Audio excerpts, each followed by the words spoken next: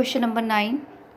Find the amount which Ram will get on 4096. Find the amount. So directly लिखा हुआ है कि we have to find amount which Ram will get on rupees 4096.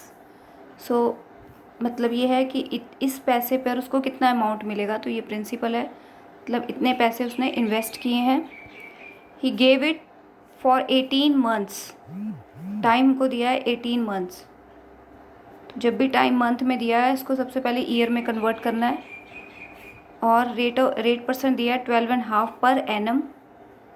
और यहाँ पर लिखा हुआ है क्लियरली हाफ ईयरली. तो क्योंकि हाफ ईयरली लिखा है तो हमने चेंजेस करने हैं कुछ. सबसे पहले तो जो हमें गिवन है हम वो लिख लेते हैं. हमें गिवन है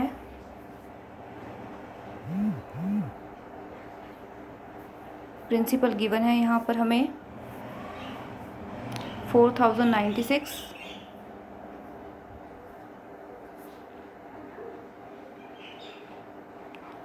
टाइम दिया है बच्चे 18 महीने. इसको साल में चेंज कर दो. तो एक साल में 12 महीने होते हैं. इसको 12 से डिवाइड करो तो ये आपके पास आएगा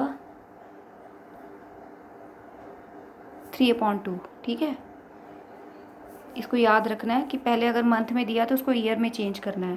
तो ईयर में चेंज करके आएगा 3/2. देन उसके बाद है रेट आपको दिया है 12.5.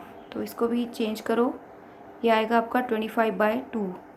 इसको इम्प्रॉपर फ्रैक्शन में चेंज कर दो 25/2, यानी कि ये आ गया. यह पॉइंट में भी लिख सकते हैं इसको. अब लगाते हैं हम यहाँ पर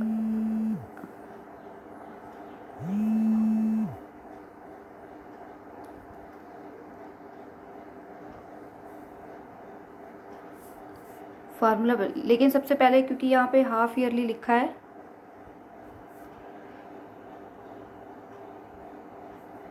तो जो मैंने आपको बताया कि अगर हाफ ईयरली लिखा है तो हमने इसमें चेंजेस क्या करने हैं. ठीक है, तो जो आपका रेट दिया हुआ है वो है 25/2. सबसे पहले तो आपने इसको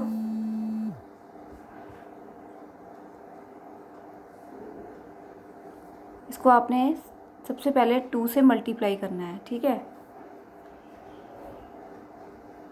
सॉरी डिवाइड करना है.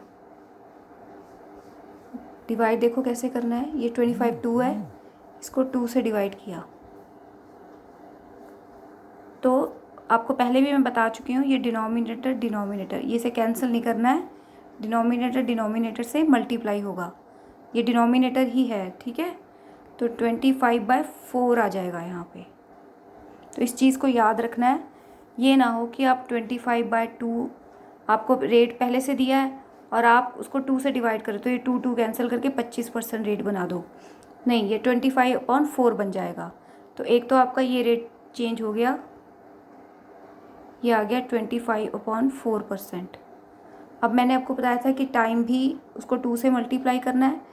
टाइम आपको दिया है 3/2, इसको 2 से मल्टीप्लाई करो तो ये हो जाएगा आपका 3 ईयर्स, 3 टाइम्स. अब कैलकुलेशन करते हैं इसमें.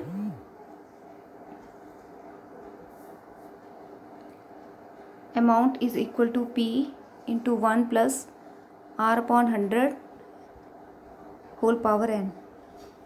अमाउंट है 4096 इंटू 1 प्लस रेट आपको दिया है 25/4 और नीचे दिया है आपको 100 और n है आपके पास 3.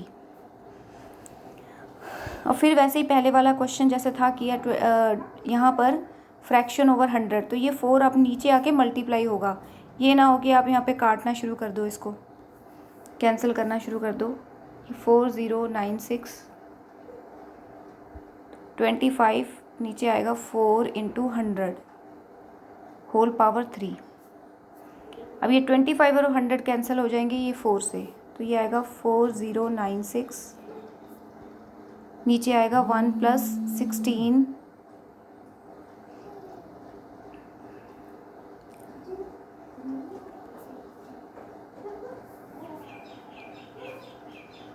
4096 और 1 प्लस ऊपर आपका आ रहा है 1/16. एक 4 नीचे था, एक 4 आपने काटा.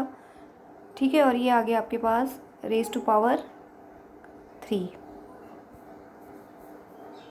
तो इसकी कैलकुलेशन देखने में टफ़ लग रही लेकिन है नहीं है। तो 16 ऊपर गया, मैं आपको बताती हूँ कि टफ़ नहीं होगी। तो ये आएगा 17/16।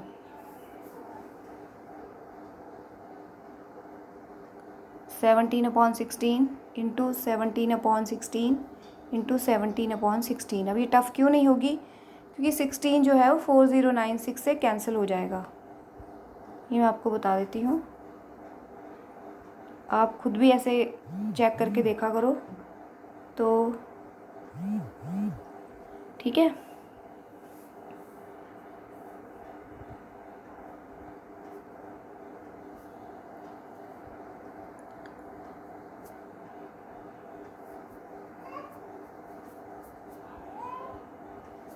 $256, मैं इसको फिर से लिखती हूँ। 4096 इंटू 17/16 इंटू 17/16 इंटू 17/16। ये कैंसिल हुआ 256।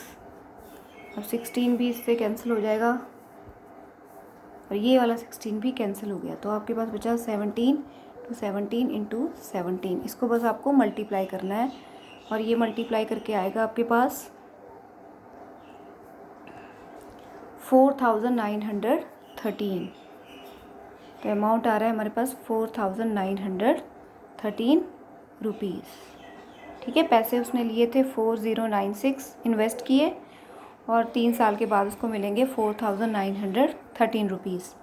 तो कैलकुलेशन सिंपल थी इसकी। एक बार मैं फिर आपको समझा देती हूँ यहाँ पर कि क्या किया हमने। सबसे पहले 12.5 को 25/2 लिख दिया। उसके बाद क्योंकि ये हाफ ईयर लिया है तो इसको 2 से डिवाइड करेंगे तो ये हो जाएगा 25/4।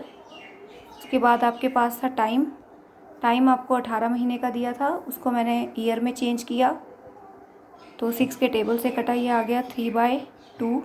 उसके बाद क्योंकि हाफ ईयर लिया है तो उसको 2 से भी मल्टीप्लाई करेंगे तो टाइम आपके पास 3 आ गया। और फिर आपने डायरेक्ट फार्मूला लगाना है कंपाउंड इंटरेस्ट का, क्योंकि आपको you have to find the amount. So जब डायरेक्ट फार्मूला लगाओगे तो ये 16 जो है वो इजीली 4096 से कैंसिल हो जाएगा। तो आपके पास अमाउंट आएगा 4913।